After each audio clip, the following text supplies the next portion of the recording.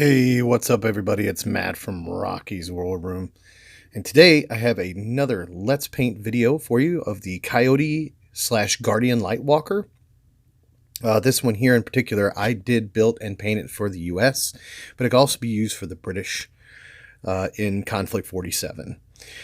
So the very first thing we're going to do is we're going to put it together, and we're going to take our Vallejo black surface primer, and you can either use an airbrush or a brush. I just brushed it on. It was real quick. It was real easy. If you're doing several things that you're going to prime, you probably want to use some sort of airbrush or with this particular surface primer. I find that it's the best surface primer that I've ever used compared to a spray can. And then we're going to take our first color, which is military green, and we are going to be putting this into our airbrush and coating the whole entire model with this color by Model Color Vallejo military green using our airbrush. And I mixed it with some flow improver and a couple drops of this polyurethane mix. And the reason why I use flow improver over airbrush thinner is because I find that the paint flows much better. And especially since it's just a regular model color rather than using a thinner, the flow improver will help your paint significantly smooth out and run a lot better for your airbrush. Because this is not an airbrush paint. Military green is the regular bottle of Vallejo, and that flow improver works for those type of colors that you're using to put into your airbrush. So we're going to coat the whole entire thing. As you can see, I have the Guardian flamethrower, the British Guardian flamethrower on his arm there. I'm actually going to be using this for Americans and pretending like it's not there. So just ignore it. And when I get my British painted up for Conflikt 47, obviously this will be dual purpose. That way I can use it for either the British or the Americans, regardless of the paint scheme. And we're going to cover the whole thing, like I said, in military green. And then we're going to have a look at it right quick. As you can see, the whole entire thing's got a nice 2 thin coats of the military green on it. It's looking good already. It's the right consistency of what I want.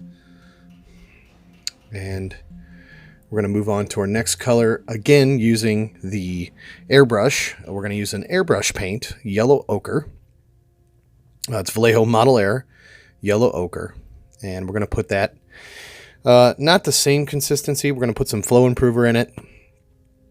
I'd say probably about 6 drops to 30 drops of the airbrush air model color, and a couple drops of that polyurethane dryer retardant.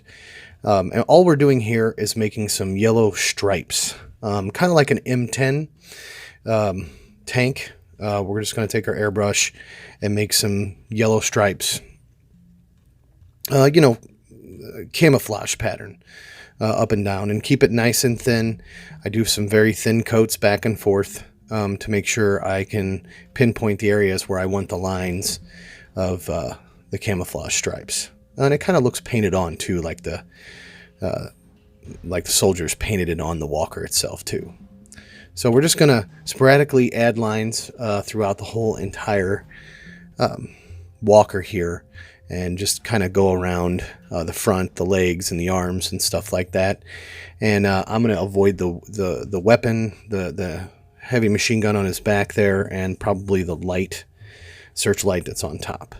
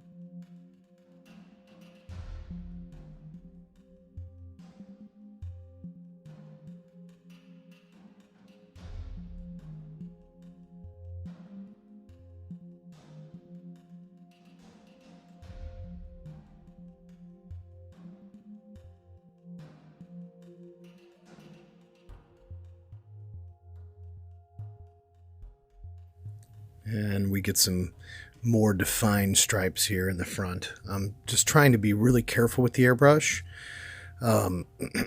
Putting the setting as thin of a line as I possibly can.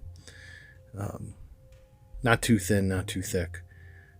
When I'm airbrushing, kind of staying with the pattern, and it's still kind of random. Oh, I almost dropped it there.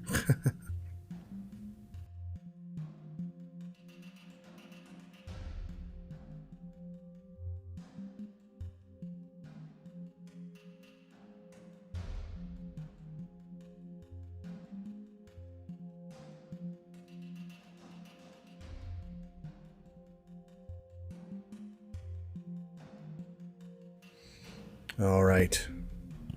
So there's the finished camouflage pattern that I did with the airbrush. As you can see, it's still sporadic. You still see a lot of the military green. You still see a lot of the yellow ochre. It's kind of like covering about, I don't know, a little less than 50% with the yellow. All right, so we're going to do this next thing. You don't have to do it this way, but I'm going to take the airbrush flow improver and Army Painter's soft tone ink wash, and I'm going to mix this about, I'd say 70% soft tone to 30% flow improver. Now what this will do, it will thin the paint enough to where it'll run through all the crevices of the walker itself, but it won't suffer it won't it won't suffer the pigment loss when you add water, and it won't stain either. I found that this is a lot better than mixing your washes with a water for that reason, that it will not stain. It'll run right. It takes a little bit longer to dry, but it adds a really nice even coat to the actual what you're painting itself, and it'll get down into the crevices, and like I said, it won't stain like water will when you mix water with it. I find it works a lot better. I've been doing this a lot more often with a lot of things that I do a full filter on, or a cover with an entire wash. So after that's finished, as you can see, it's dry. I forgot to do this before I did that wash, but it's okay if you didn't. But putting decals on. And decals, or decals, or however you want to pronounce them, I decided to pick a few random ones because it's not, this is not going to be exactly military specific. It's it's World War III. It's Konflikt 47. You know, it happened in 1947. And it's an alternate history is what I'm trying to say. But you just take a sharp knife and a cutting mat, which is what I put underneath, and choose your decals that you want to use. And I picked Conan off this sheet. This is just a random decal sheet that I had laying around. Forgot what it was for. I'm sure I could figure it out, but it had Conan on it. So I figured, oh, that sounds awesome. We're going to call this Coyote / Guardian Conan. We're going to give him a name, put it on his shoulder. So you take that sharp knife, a cutting mat, being very, very, very careful not to cut yourself, but we're going to put it on a paper towel, the decals on a paper towel. I also cut out one for, I'm kind of doing a theme too as well. That's Agents of S.H.I.E.L.D. decals that I had purchased off eBay. And every one of my American vehicles and things like that are going to have an Agents of S.H.I.E.L.D. Decal, and all my Germans are going to have some sort of small Hydra decal. And I have Captain America fighting in Konflikt 47, so that's what that is right there. They're not the best quality decals. It looks like they were just printed on those decal sheets, which is fine. They work. So we're going to take our gloss varnish. What we're going to do is anywhere we're putting a decal, we're going to take this Vallejo gloss varnish and put it over the area that we're going to be placing the decal. And what this does, it fills cracks, fills holes, gives that decal a smooth surface to lay on and stick to. I would recommend that you don't just do the spot that you're putting it. Like if there's a panel, as you can see, I'm painting the whole entire front panel here to match it. That way, you know, when you're putting your matte varnish on afterwards, it's one solid piece, and the decal, you won't see the edges of the decal when it comes around. Trust me on this. So I paint the whole entire panels, or I paint the whole entire shoulder pad with the gloss varnish too. The shoulder pad as well, because that's where I'm going to put that other decal. And you just want a nice, even, thin coat of gloss varnish on there, just to give it a smooth surface for the decals or the decals to stick and adhere to. So then we're going to take our decal fix. This is kind of like PVA glue. I think it has the same kind of consistency. I don't know what the difference is, but it's a certain formula that actually makes the decal stick a heck of a lot better. Now, if you're using a round surface or anything like that, you want to find some sort of decal softener. Vallejo does make one. I forgot what it was called. I think it's called it's an alcohol-based decal medium. And what you can do is put that over the top of the decal to soften it up over those sharp round edges. But I didn't have to do that on this particular one. In another video, I'll show you guys how that works. It does work. You have to apply several coats. But what we're doing here is we're putting the decal fix on. We're going to let it get nice and tacky. We're not going to let it dry all the way. We're just going to kind of let it sit for a couple, like a minute, minute and a half. And then our decal should be ready. I would place some water on. We're just going to take a brush. And this is the hardest part. You can take tweezers, but what I like to do is I like to take it, put it on the brush, kind of stick it where I want the decal to be, wipe my brush off, and just kind of hold it there and get one side stuck, just like that. Uh-oh, it crunched up. There we go.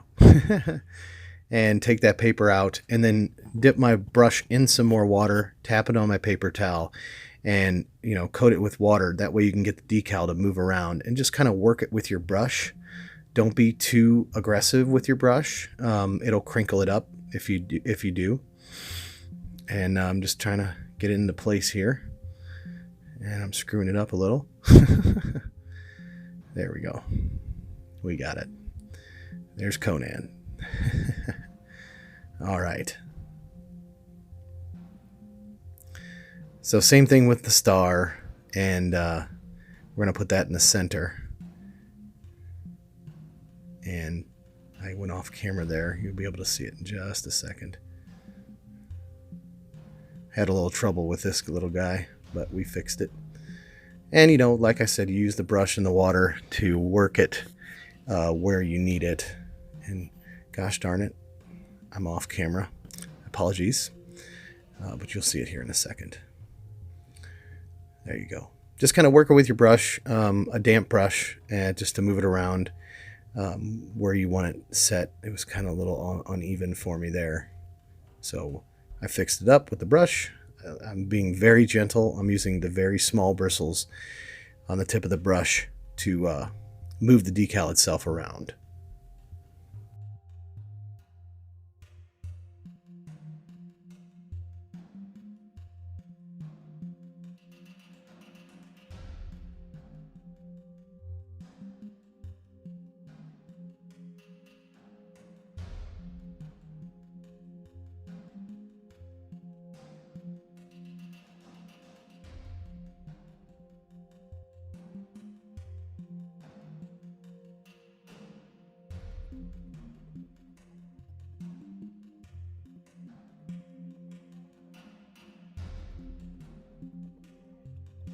And we get the last one into position here.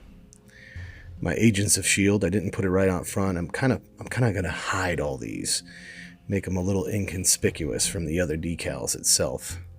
Put it on the inner panel using the black ones. I have ones that are all white. I have large ones, small ones, things like that. Oh, I screwed up the Conan.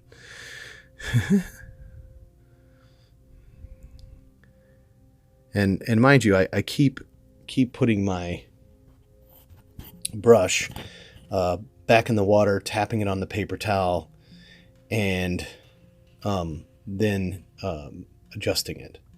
So then we'll take our paper towel and very, very careful. It should be a little damp. That it should be just barely damp, not wet, but damp. And I'll press on the decal itself. And it'll press it in place. We're getting that water out of there and making it smooth as we can. And I'm just pressing on. If you can, get your whole finger around the decal itself as you do that. So we're pressing right there, getting all the water off, and they should pretty much be fixed to your model by then. Yeah, looking cool. So there you go. That's how you put decals on. Pretty simple. There's other circumstances that you have to do it a different way, but that way works for this. So now that we wait till that's good and dry, there's no more wetness on the decals, we're going to take our polyurethane matte varnish, or you can just take a straight matte varnish. Either way, it doesn't matter. You could take a gloss even, but make sure you go over the matte varnish at the end. But what we're doing is we're sealing our decals in. I like to use the polyurethane matte varnish first. It goes on really smooth. It mixes with water fairly well. There's no cloudiness at all. And then I'm going over the entire panel that I painted with the gloss varnish, as you can see. So.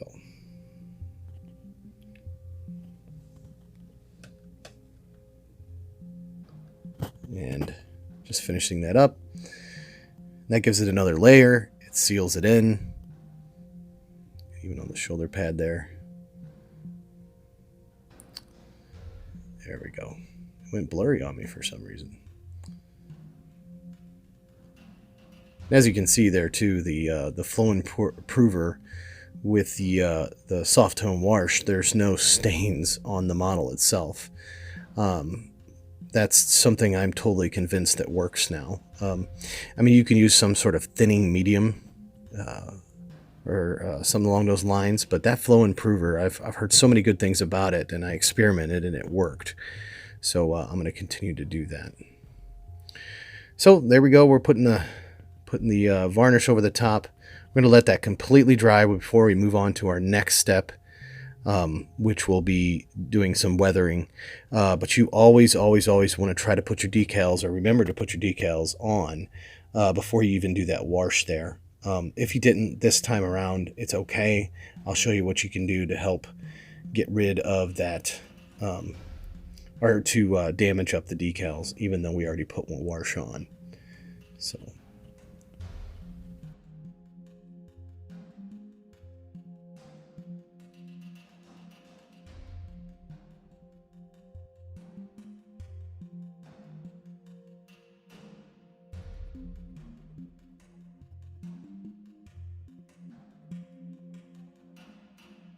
All right, now that we have that finished, take a look at it. Now we're going to do the lens. We're going to do the little port there, and we're going to do a dark blue, or we're going to do a blue glow coming out of that hatch there. And we're going to start with dark Prussian blue. And this is going to be a five steps, but it's a really simple and easy 5 steps to make it look really cool. Don't worry, it's not hard. We're just going to take that dark Prussian blue, and we're going to paint. This is our base color. Being very careful, using a small brush if necessary. A smaller brush if necessary, if you got shaky hands like me. And just paint this lens with the dark Prussian blue.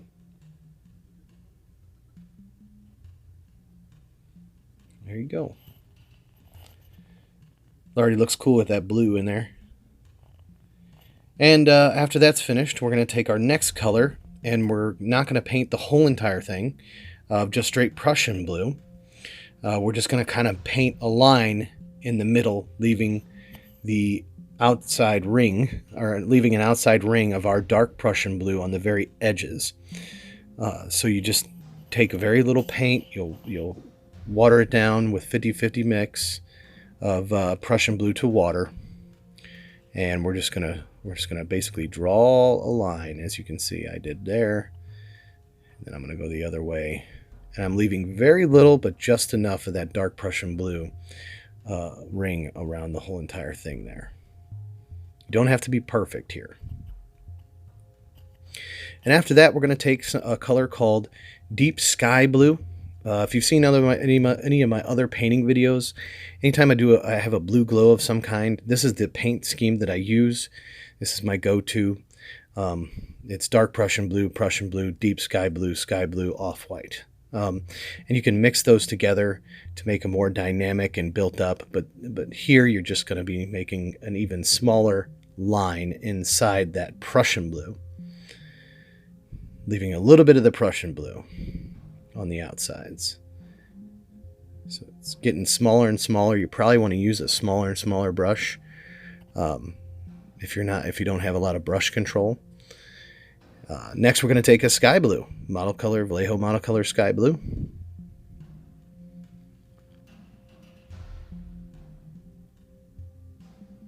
And we're going to paint an even smaller line inside that line.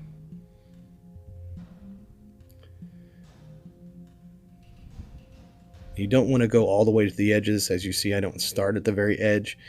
Basically, you're getting smaller and smaller and smaller with your lines. And as you can see, it's already starting to pop out. There you go. Getting brighter and brighter. And our final color we use is our off-white. This is a Vallejo model color, off-white. I use it over white instead of white because I think the white is too stark of a change for the blue. In this one, we're only going to hit the middle of the lens and barely the side. We're not going to go all the way to the ends on either side. This is just going to be the spot that kind of hits the light. As you can see, I'm putting it kind of in the middle there and leaving all those colors in succession showing. So there you go. There's the lens. All right. So now here we're going to fix our decals. We're going to weather our decals. It's really simple to do. We're just going to use a straight soft tone wash by Army Painter, which I swear by. That's what I use for all my military vehicles and things like that, is the Army Painter range. And we're just going to mix it with about 25% water, and we're just kind of doing a thin coat over the top of the decals. And it just brings the color down. It brings the starkness of the brightness of the decals themselves, the white, the yellow, that sort of thing. It just brings that color down. And as you can see, I'm not doing it over just the decal. I'm kind of spreading it out, so that actually will help with the color, and it'll make it look less like, oh, you went over with the wash afterwards.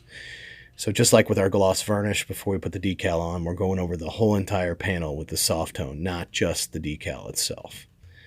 So this weathers it enough to where it blends with the vehicle itself, or the walker.